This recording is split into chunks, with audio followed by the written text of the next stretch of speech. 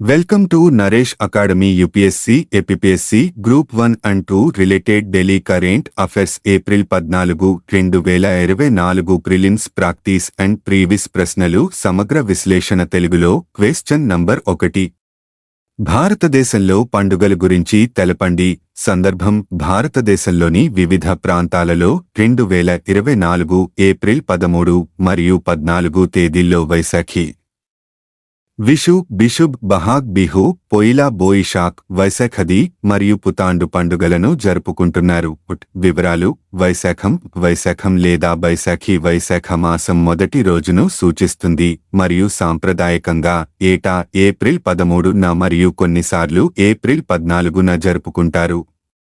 ఇది ప్రధానంగా పంజాబ్ మరియు ఉత్తర భారతదేశంలో జరుపుకునే వసంత పంట పండుగ. సిక్కుల కోసం ఇది 1699లో గురు గోవింద్ సింగ్ చేత ఖల్సా ఆర్డర్ యొక్క పుట్టుకను సూచిస్తుంది. విషు అనేది కేరళలోని ప్రజలు మరియు మలయాళీ ప్రవాసులు మలయాళీ నూతన సంవత్సరంగా జరుపుకునే హిందూ పండుగ. విష్ణువు మరియు అతని అవతారమైన కృష్ణుడిని విషు రోజున పూజిస్తారు. ఈ పండుగ రంగురంగుల శుభ వస్తువులను సిద్ధం చేయడం ద్వారా మరియు భారతీయ లాభరణం పువ్వులతో సహా విషు రోజున వీటిని మొదటి విషయంగా వీక్షించడం ద్వారా గుర్తించబడుతుంది. బిషుబ్ మహాబిషుబా సంక్రాంతి లేదా పనా సంక్రాంతిని ఒడియా ప్రజల సాంప్రదాయ నూతన సంవత్సర పండుగగా జరుపుకుంటారు. ఒడియా సంప్రదాయంలో ఈరోజు హనుమంతుని పుట్టినరోజు బహాగ్ బిహు రొంగలి బిహు లేదా బోహాగ్ బిహు అని కూడా పిలుస్తారు. ఈ పండుగను సాంప్రదాయ అస్సామీ నూతన సంవత్సరంగా జరుపుకుంటారు. పొయిలా బోయిషాక్ ఇది బెంగాలీ క్యాలెండర్లో మొదటి రోజు. దీనిని బెంగాలీలో నోబో బోషో అని కూడా అంటారు. ప్రజలు తమ ఇళ్లను క్లియర్ చేసి సంప్రదాయ దుస్తులను ధరించి కుటుంబంతో కలిసి వస్తారు. వైశాఖది లేదా మేసాది మహారాష్ట్ర మరియు కర్ణాటక ప్రజలు జరుపుకునే ముఖ్యమైన పండుగ. ఇది హిందూ మాసం వైశాఖంలోని ప్రకాశవంతమైన సగం 13వ రోజున జరుపుకుంటారు. పుత్తండు ఇది తమిళ నూతన సంవత్సరం. పండుగ తేదీ తమిళ నెల చితిరై మొదటి రోజుగా సౌర హిందూ క్యాలెండర్ యొక్క సౌర చక్రంతో సెట్ చేయబడింది. క్వశ్చన్ నంబర్ 2 జలియన్ వాలాబాగ్ ఉచుకోత గురించి తెలపండి. 1919లో బ్రిటిష్ ప్రభుత్వం తీసుకొచ్చిన రౌలట్ చట్టానికి అణచివేత చట్టం వ్యతిరేకంగా భారతదేశం అంతటా నిరసనలు చేపట్టడానికి ఏప్రిల్ 13న బైశాఖీ పండుగ సందర్భంగా పంజాబ్లోని అమృత్సర్లోని జలియన్ వాలాబాగ్లో భారతీయులు సమావేశమయ్యారు. అయితే ఈ రౌలట్ చట్టం బ్రిటిష్ ప్రభుత్వానికి ఎవరినైనా విచారణ లేకుండా నిర్బంధించే అధికారాన్ని ఇవ్వడంతో brigadier general Reginald Edward Dyer నేతృత్వంలోని బ్రిటిష్ దళాలు సమావేశంపై 10 నిమిషాల పాటు కాల్పులు జరిపాయి. ఈ దాడిలో వందల సంఖ్యలో మహిళలు పిల్లలతో సహా వందల సంఖ్యలో మరణించారు. భారతదేశానికి స్వాతంత్ర్యం వచ్చిన తర్వాత 1961లో ఏప్రిల్ 13న అప్పటి రాష్ట్రపతి బాబు రాజేంద్ర ప్రసాద్ చేతుల మీదుగా జవహర్ లాల్ నెహ్రూ వంటి నాయకుల సమక్షంలో ఈ స్తూపం ఆవిష్కరించబడింది. ప్రతి ఏడాది ఏప్రిల్ 13న భారతదేశం ఈ దురంతాన్ని జ్ఞాపకం చేసుకుంటుంది. క్వశ్చన్ నంబర్ 3 ఖైబర్ టెంపుల్ ఎందుకు వార్తలో ఉంది?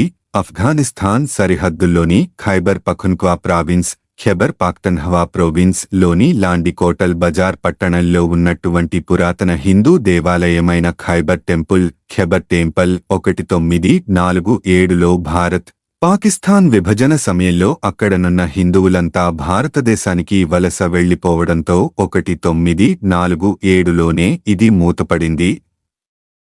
అప్పటినుంచి పట్టించుకునేవారు లేకపోవడంతో క్రమంగా శిథిలావస్థకు చేరింది.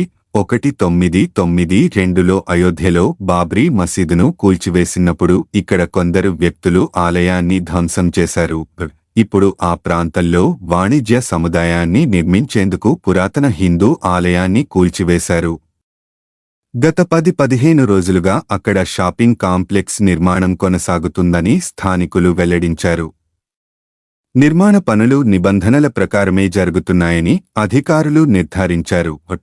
ఉన్నట్లు తమ వద్ద ప్రామాణికమైన క్రమబద్ధమైన రెవెన్యూ రికార్డులు లేవని చెప్తున్నారు. క్వశ్చన్ నంబర్ 4 ఆపరేషన్ మేఘదూత్కు 40 ఏళ్లు పూర్తి వివరాలు తెలపండి. వివరాలు: ఆపరేషన్ మేఘదూత్కు 40 ఏళ్లు పూర్తి. 13 ఏప్రిల్ 1984 భారత్, పాకిస్తాన్, చైనా సరిహద్దుల్లో ఉన్న సియాచిన్ అత్యంత కీలకమైన హిమ ప్రాంతంపై తొలుత పాకిస్తాన్ ఆక్రమణ చేపట్టిన తర్వాత తేరుకున్న భారత్ ఈ ప్రాంతాన్ని సొంతం చేసుకునేందుకు 1984 ఏప్రిల్ 13న ఆపరేషన్ ఆపరేషన్ మెఘదూత్ పేరుతో ఇండియన్ ఆర్మీ చేపట్టిన ఈ ఆపరేషన్కి నేటితో 40 ఏళ్లు పూర్తి అయ్యింది. ఈ సైనిక చర్య ఫలితంగా భారత దళాలకు సియాచిన్ గ్లేసియర్ ప్రాంతం మొత్తంపై నియంత్రణ చేకూరింది.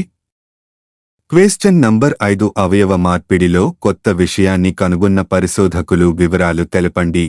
వివరాలు: అమెరికాలోని కొలరాడో యూనివర్సిటీ స్కూల్ ఆఫ్ మెడిసిన్కు చెందిన పరిశోధకులు అవయవ మార్పిడి జరిగిన 47 మందిపై వీరు అధ్యయనం జరిపారు. ఇందులో దాదాపు సగం మందికి గుండె మార్పిడి జరగగా మిగతా వారికి ఇతర అవయవాల మార్పిడి జరిగింది. అవయవ మార్పిడి చేయించుకున్న వారిలో 89% మంది సర్జరీ తర్వాత తమలో మార్పులు వచ్చాయని వెల్లడించారు. ఆహారం, సంగీతం, కళల పట్ల తమ అభిరుచులు మారాయని పేర్కొన్నారు. కొందరిలో మతిమరుపు, ఆందోళన, నిరాశ, సైకోసిస్, శృంగారపరమైన సమస్యలు వచ్చాయని తెలిపారు. అవయవాన్ని స్వీకరించిన వారికి వస్తున్న కొన్ని జ్ఞాపకాలు వారి గతానికి సంబంధం లేనివని, అవయవదాతకు సంబంధించినవని పరిశోధకులు గుర్తించారు. క్వశ్చన్ నంబర్ 6 వ్యాధిని ముందస్తుగా గుర్తించే నానోసెన్సార్ టెక్నాలజీ వివరాలు తెలపండి. వివరాలు: వ్యాధిని ముందస్తుగా గుర్తించడానికి, చికిత్స ఫలితాలను మెరుగుపరచడానికి ఒక వినూత్న నానోసెన్సార్ను ఐఐటి జోధ్పూర్ పరిశోధకులు అభివృద్ధి చేశారు. ఈ సెన్సార్ సైటోకిన్లను వేగంగా మరియు ఖచ్చితంగా గుర్తించగలదు. అలాగే ఆటో ఇమ్యూన్ డిజార్డర్స్, క్యాన్సర్, ఇన్ఫెక్షన్లతో సహా అనేక వ్యాధులకు ముందస్తు రోగ నిర్ధారణ చేయగలదు. ఈ సెన్సార్ సర్ఫేస్ ఎన్హాన్స్డ్ రామన్ స్పెక్ట్రోస్కోపీని ఉపయోగిస్తుంది. ఇది సైటోకిన్లను చాలా తక్కువ సాంద్రతలలో కూడా గుర్తించగల శక్తివంతమైన సాంకేతికత. ఇది సాంప్రదాయ పద్ధతుల కంటే చాలా వేగంగా మరియు ఖచ్చితమైనది. రోగ నిర్ధారణ సమయాన్ని తగ్గిస్తుంది, మరింత ఖచ్చితమైన ఫలితాలను అందిస్తుంది. ఈ నానోసెన్సార్ కృత్రిమ మేధస్సు తో కలిసి పనిచేస్తుంది. ఇది రోగి యొక్క సైటోకిన్ స్థాయిల యొక్క రియల్ టైమ్ డేటాను విశ్లేషించడానికి, వారి వ్యక్తిగత అవసరాలకు అనుగుణంగా చికిత్సలను సిఫార్సు చేయడానికి అనుమతిస్తుంది. ఇది మరింత ప్రభావవంతమైన చికిత్సలు, మెరుగైన రోగి ఫలితాలనిస్తుంది. సైటోకిన్లు అనగా శరీరంలో వాపు, రోగనిరోధక వ్యవస్థ యొక్క ప్రతిస్పందనలో కీలక పాత్ర పోషించే ప్రోటీన్లు. ఇవి శరీరంలోని కణాల మధ్య కమ్యూనికేషన్లో కీలక పాత్ర పోషిస్తాయి. ఇవి వాపును ప్రేరేపిస్తాయి, అంటువ్యాధులపై పోరాడటానికి, గాయాలను నయం చేయడానికి సహాయపడతాయి. అయితే అధిక స్థాయిలో సైటోకిన్లు ఆటో ఇమ్యూన్ వ్యాధులు మరియు కణాల నష్టానికి దారితీస్తాయి. క్వశ్చన్ నంబర్ 7 మురియా తెగ గురించి తెలపండి. సందర్భం: మురియా తెగకు ప్రాథమిక విద్య, సురక్షితమైన తాగునీరు, సాంఘిక సంక్షేమ ప్రయోజనాలు కలగకపోవడంతో వారు స్థానభ్రంశం చెందే ప్రమాదం ఉంది. మురియా తెగ గురించి స్థానం: అవి తెలంగాణ, ఆంధ్రప్రదేశ్, ఛత్తీస్గఢ్ మరియు ఒడిశా రాష్ట్రాల్లో ఉన్నాయి. మురియా స్థావరాలను అంతర్గతంగా నిర్వాసితులైన వ్యక్తుల నివాసాలుగా పిలుస్తారు.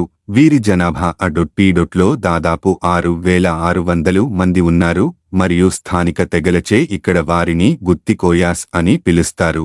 భాష: వారు ద్రావిడ భాష అయిన కోయా మాట్లాడతారు. వారు వివాహం మరియు మొత్తం జీవితం పట్ల ప్రగతిశీల దృక్పథాన్ని కలిగి ఉన్నారు. అతిపెద్ద ఉదాహరణ ఘోతుల్, ఒక కమ్యూన్ లేదా డార్మిటరీ. ఇది మురియా యువతకు వారి లైంగికతను అర్థం చేసుకోవడానికి వాతావరణాన్ని సృష్టించడానికి ఉద్దేశించబడింది. గుత్తి కోయలు ఛత్తీస్గఢ్లో సెయింట్ హోదాను కలిగి ఉన్నారు, కానీ తెలంగాణ వంటి వారి వలస రాష్ట్రాలలో వారికి సెయింట్ హోదా ఇవ్వబడలేదు.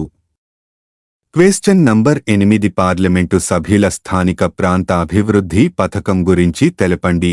సందర్భం: ఇటీవలి డేటా ప్రకారం 2019 నుండి 2024 వరకు ఎంపీలాడ్స్ కింద తమిళనాడులోని 39 మంది పార్లమెంటు సభ్యులకు ఎంపీస్ కేటాయించిన నిధులలో దాదాపు 75% ఇప్పటివరకు ఉపయోగించబడలేదు. పార్లమెంటు సభ్యుల స్థానిక ప్రాంత అభివృద్ధి పథకం గురించి. ఇది కొనసాగుతున్న సెంట్రల్ సెక్టార్ స్కీమ్. ఇది 1993-94లో ప్రారంభించబడింది. లక్ష్యం జాతీయ ప్రాధాన్యాలైన తాగునీరు, విద్య, ప్రజారోగ్యం, పారిశుధ్యం, రోడ్లు మొదలైన వాటి పరిధిలో స్థానికంగా భావించే మన్నికైన కమ్యూనిటీ ఆస్తుల కల్పన కోసం తమ నియోజకవర్గాల్లో చేపట్టాల్సిన పనులను సిఫార్సు చేసేందుకు ఈ పథకం పార్లమెంటు సభ్యులను అనుమతిస్తుంది. పథకం కింద ప్రతి ఎంపీ నియోజకవర్గానికి వార్షిక ఎంపీలాడ్జ్ ఫండ్ అర్హత ₹5 కోట్లు. లోక్సభ సభ్యులు తమ నియోజకవర్గాల్లో పనులను సిఫారసు చేయవచ్చు. పార్లమెంటు రాజ్యసభ సభ్యులు ఆమె ఎన్నికైన రాష్ట్రంలోని 1 లేదా అంతకంటే ఎక్కువ జిల్లాల్లో పనులను సిఫారసు చేయవచ్చు. లోక్సభ మరియు రాజ్యసభకు నామినేటెడ్ సభ్యులు పథకం కింద తమ ఎంపిక పనిని అమలు చేయడానికి దేశంలోని ఏదైనా ఒక రాష్ట్రం నుండి ఏదైనా 1 లేదా అంతకంటే ఎక్కువ జిల్లాలను ఎంచుకోవచ్చు. ఎంపీలు ప్రతి సంవత్సరం సిఫార్సు చేయాలి. షెడ్యూల్డ్ కులాల జనాభా నివసించే ప్రాంతాలకు సంవత్సరానికి ఎంపీలాడ్జ్ అర్హతలో కనీసం 15% మరియు ఎస్.టి నివసించే ప్రాంతాలకు 7.5% ఖర్చు అవుతుంది. జనాభా ఒక ఎన్నికైన ఎంపీ నియోజకవర్గం లేదా రాష్ట్రం యూటీ వెలుపల ఎంపీలాడ్జ్ నిధులను అందించాలనుకుంటే వారు ఆర్థిక సంవత్సరంలో ₹25 లక్షల వరకు పనిచేయాలని సిఫార్సు చేయవచ్చు. ఎంపీలాడ్జ్ కింద ఎంపీలకు నేరుగా నిధులు అందవు. కేంద్రం నేరుగా మంజూరైన మొత్తాన్ని 2 విడతలుగా సిఫార్సు చేయబడిన ప్రాజెక్ట్ ఆమోదం పొందిన తర్వాత సంబంధిత ఎంపీ నోడల్ జిల్లాకు చెందిన జిల్లా అధికారులకు ₹5 కోట్లు. అమలు అయితే ఎంపీ పాత్ర ఒక ప్రాజెక్ట్ సిఫార్సుకే పరిమితం. సిఫార్సు చేయబడిన ప్రాజెక్టును నిర్దిష్ట కాల వ్యవధిలో మంజూరు చేయడం, అమలు చేయడం మరియు పూర్తి చేయడం వంటి బాధ్యత జిల్లా అధికారంపై ఉంది.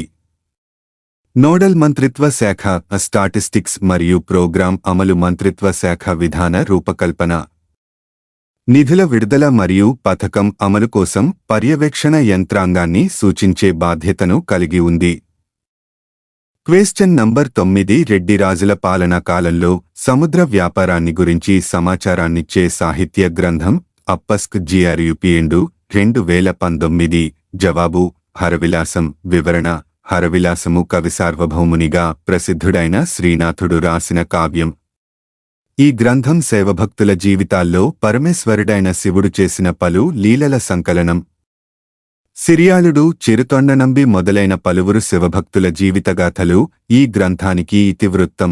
క్వశ్చన్ నంబర్ 10 రాజ్యాంగం ప్రకారం సంపద కేంద్రీకరణ ఉల్లంఘన ఏది? ఆ. సమానత్వ హక్కు. బి. రాష్ట్ర విధానం యొక్క నిర్దేశక సూత్రాలు. సి. స్వేచ్ఛ హక్కు.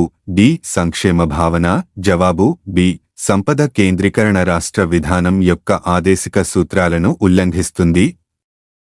భారత రాజ్యాంగంలోని ఆర్టికల్ 39 ప్రకారం ఆర్థిక వ్యవస్థ యొక్క కార్యాచరణ సంపద మరియు ఉత్పత్తి సాధనాల కేంద్రీకరణలో సాధారణ నష్టానికి దారితీయకుండా చూసుకునే దిశగా రాష్ట్రం తన విధానాన్ని నిర్దేశిస్తుంది. ఆర్టికల్ 39 ప్రకారం రాష్ట్రం అనుసరించాల్సిన ఇతర విధాన సూత్రాలు: పౌరులు, పురుషులు మరియు మహిళలు సమానంగా జీవనోపాధికి తగిన మార్గాల హక్కు, కమ్యూనిటీ యొక్క భౌతిక వనరుల యాజమాన్యం మరియు నియంత్రణ, ఉమ్మడి మేలు కోసం ఉత్తమంగా పంపిణీ చేయబడతాయి. పురుషులు మరియు మహిళలు ఇద్దరికీ సమాన పనికి సమాన వేతనం ఉంది. కార్మికులు, పురుషులు మరియు స్త్రీల ఆరోగ్యం మరియు బలం మరియు పిల్లల లేత వయస్సు దుర్వినియోగం చేయబడదు మరియు పౌరులు వారి వయస్సు లేదా శక్తికి సరిపోని వృత్తిలో ప్రవేశించడానికి ఆర్థిక అవసరం కారణంగా బలవంతం చేయబడరు. పిల్లలు ఆరోగ్యంగా మరియు స్వేచ్ఛ మరియు గౌరవ పరిస్థితులలో అభివృద్ధి చెందడానికి అవకాశాలు మరియు సౌకర్యాలు ఇవ్వబడ్డాయి మరియు బాల్యం మరియు యువత దోపిడీకి మరియు నైతిక మరియు భౌతిక పరిత్యాగానికి వ్యతిరేకంగా రక్షించబడతారు. Thank you for watching this video. Please like share comment చేయండి. అలాగే subscribe my YouTube channel name @of Naresh Academy 5509.